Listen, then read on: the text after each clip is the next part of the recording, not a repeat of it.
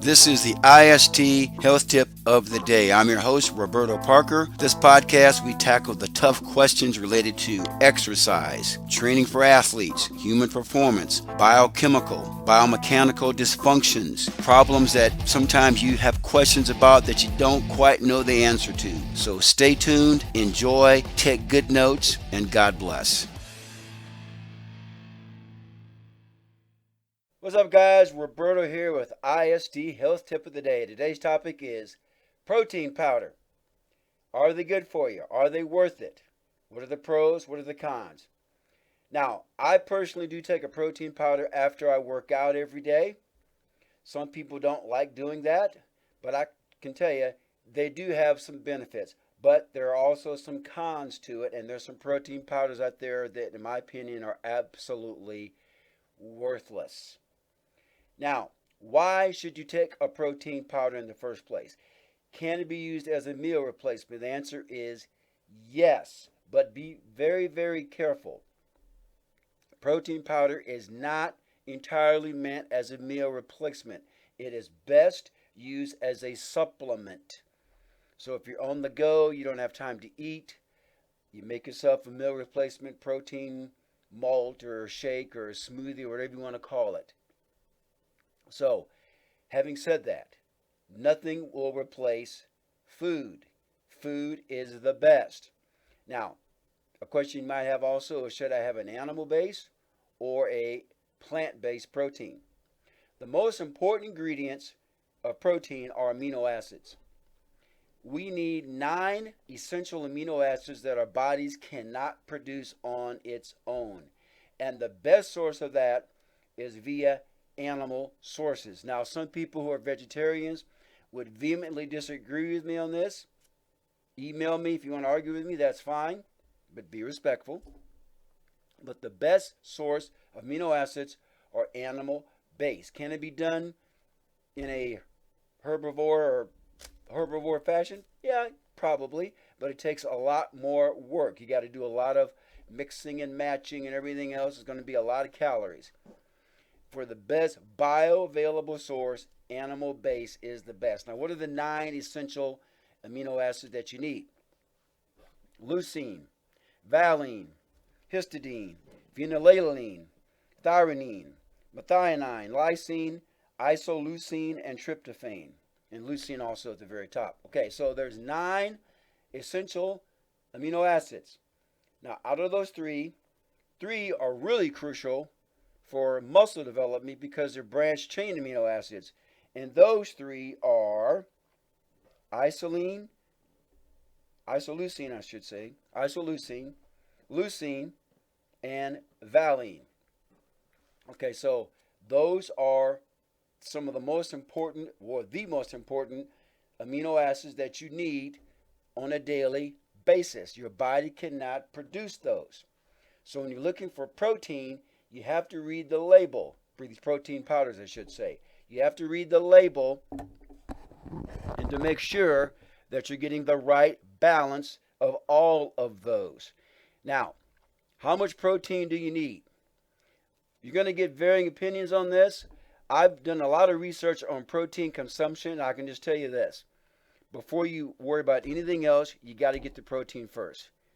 Protein is more important in terms of getting that foundational nutritional balance prior to fat and carbohydrates. In fact, really, as I said before in some other podcasts, carbohydrate is not the most important nutrient. You can live without carbohydrate. In other words, you don't need it, because for every 100 grams that you consume of essential quality protein, if you're carb depleted, your body will convert 60 of those 100 grams of protein to carbohydrate, to glycogen, via gluconeogenesis. You can look that up, gluconeogenesis. Okay, now let's get back to some basic facts on protein. Now, what are some of the pros of it? Well, it has to be broken down by the gut and used via the circulation to the muscles of the body to help build lean body tissue. Look for good quality amino acids. Now, there's some good ones out there I'm going to show you here in a second. make sure that you're getting the best source that is bioavailable to the muscles. Now, here are the cons. Most protein powders out there on the market, on the shelf, you have to really read the labels here. If it says protein isolate, that means that it has been heated and the protein has been denatured. And what I mean by denatured is that it's been bastardized. The quality is significantly less. It's highly processed. Now, once again, don't use protein as exclusive meal replacement for food. Okay. Now, a couple other things I want to talk about here.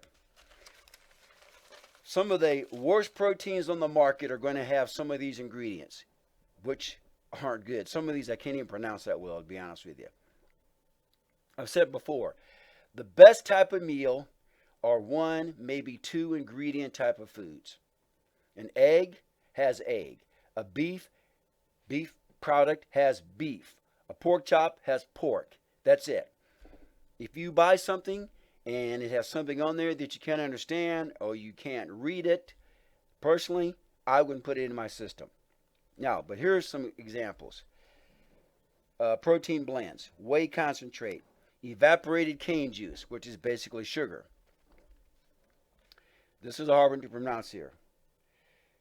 Rubicyanide, not rubicyanide, rubicide A, not rubicyanide. That'd be bad. Aminogen, I guess that's something to do with amino acids. Lactase, which is related to lactose. Magnesium oxide, doesn't sound very good. Sodium chloride. Pyridoxine hydrochloride. Potassium iodide. Soy lecithin. Xanthan gum. Now, that's in a lot of products. It's kind of a filler. They even put those in coconut milks and almond milks. Niacinamide. Doesn't sound good. And artificial flavorings. So if you read the ingredients on a lot of protein powders, and these are in there, in fact, I left some of these. I left some off, to be honest with you, because I wasn't trying to shorten this podcast here. This is probably about 20 different ingredients here that you don't know what the hell they are, and you can barely pronounce them. Don't buy that crap. Okay? Now, let me show you a protein powder that I personally use. Now, this is my post-workout protein that I take. This is egg white protein. I just got this the other day via Amazon. This is a 5-pound container. And what are the ingredients here? If I can find it. Okay, yeah, here it is. Egg white powder. One ingredient. Imagine that. Here's another one. Collagen peptides from Vital Proteins.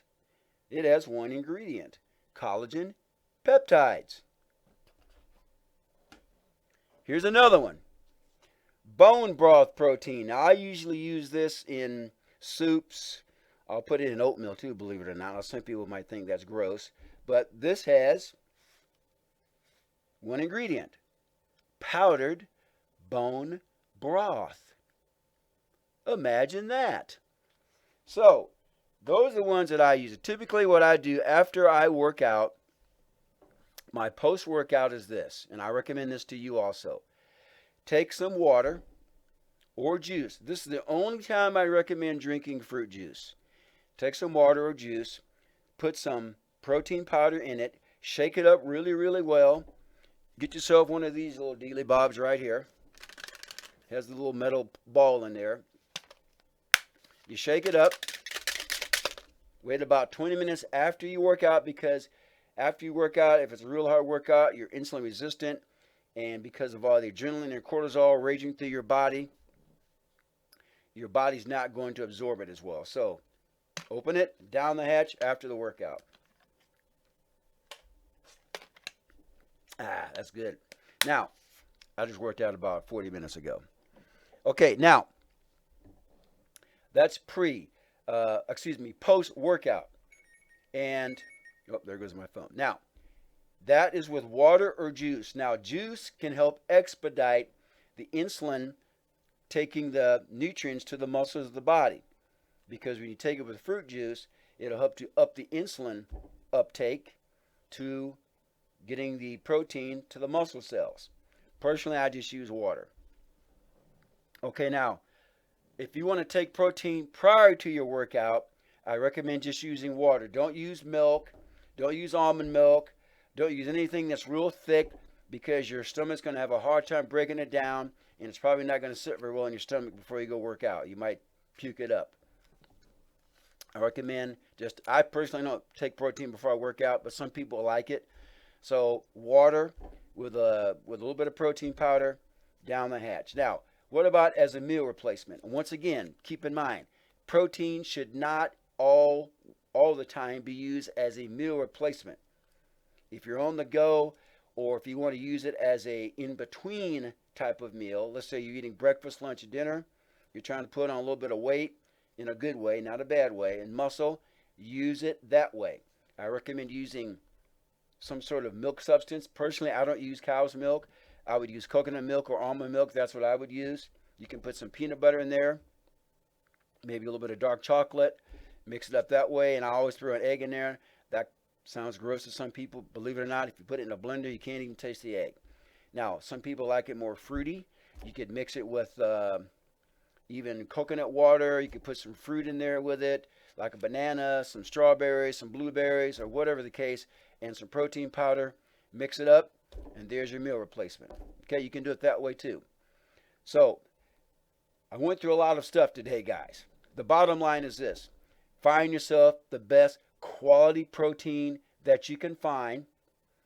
And notice that the protein that I used here, all the ones that I put in front of the screen, those are all animal-based proteins. If you're going to go with a plant-based protein, you've got to do a lot of research to find out what is going to work best. It's going to take a lot more mixture and combinations of various sources to get those essential amino acids that I talked about. Okay? So, take that to the bank if you want. If you need any help, guys, give me a ring, email me. That's what I do for a living. I set up programs. I do menu planning with people. I will help you virtually train. I'll help you train in person. If you want to come into my gym in Blue Springs, Missouri, that's fine too. I can do some virtual consultation with you. We can do a lot of different things. Metabolic assessment, which I think is, no, I don't think, I know, it is crucial.